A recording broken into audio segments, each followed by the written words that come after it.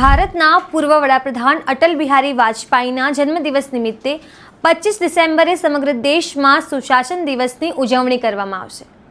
વાજપેયીજીની 100મી જન્મજયંતિના અવસરે ગુજરાત સરકારે અટલ નેતૃત્વ અવિરત વિકાસના ધ્યેય સાથે સુશાસન સપ્તાહનું આયોજન કર્યું છે। આ સપ્તાહના ત્રીજા દિવસની થીમ લખપતિ દીદી અને નમો ડ્રોન દીદી યોજના છે। ચાલો જોઈએ કેવી રીતે આ યોજનાઓ ગ્રામીણ મહિલાઓના જીવનમાં પરિવર્તન લાવી રહી છે। નમસ્કાર, હું છું નિરાલી।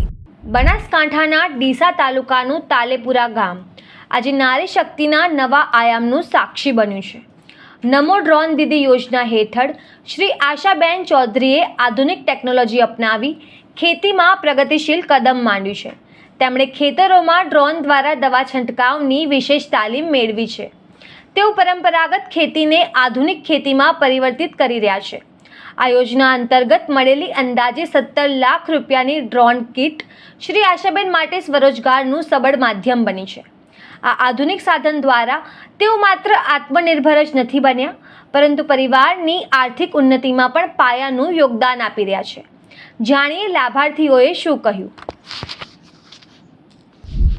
અમે અમારું સખી મંડળ બનાવ્યું આશાપુરી। સખી મંડળ બનાવ્યા પછી અમે સરકારશ્રીની અલગ અલગ બહેનો માટેની યોજનાની તાલીમ લેવા જતા તો અમે કેવીકેમાં તાલીમ લેવા ગયા હતા, તો ડૉક્ટર પવાર સાહેબે અમને માહિતી આપી કે નમો ડ્રોન દીદી યોજના આવી રહી છે। તો પાયલોટ પ્રોજેક્ટમાં જ એમને મારું નામ લખાવ્યું અને પછી એમને ઇન્ટરવ્યૂ માટે બોલાયા।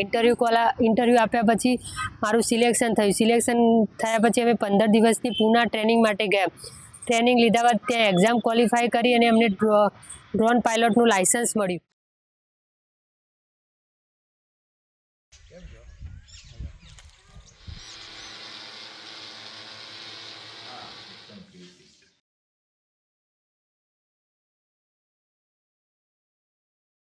એકાદ મહિના પછી અમને ડ્રોન, ઇલેક્ટ્રિક ગાડી અને જનરેટર એમ અંદાજિત 17 લાખની કીટ અમને ઘરે ડિલિવર કરવામાં આવી।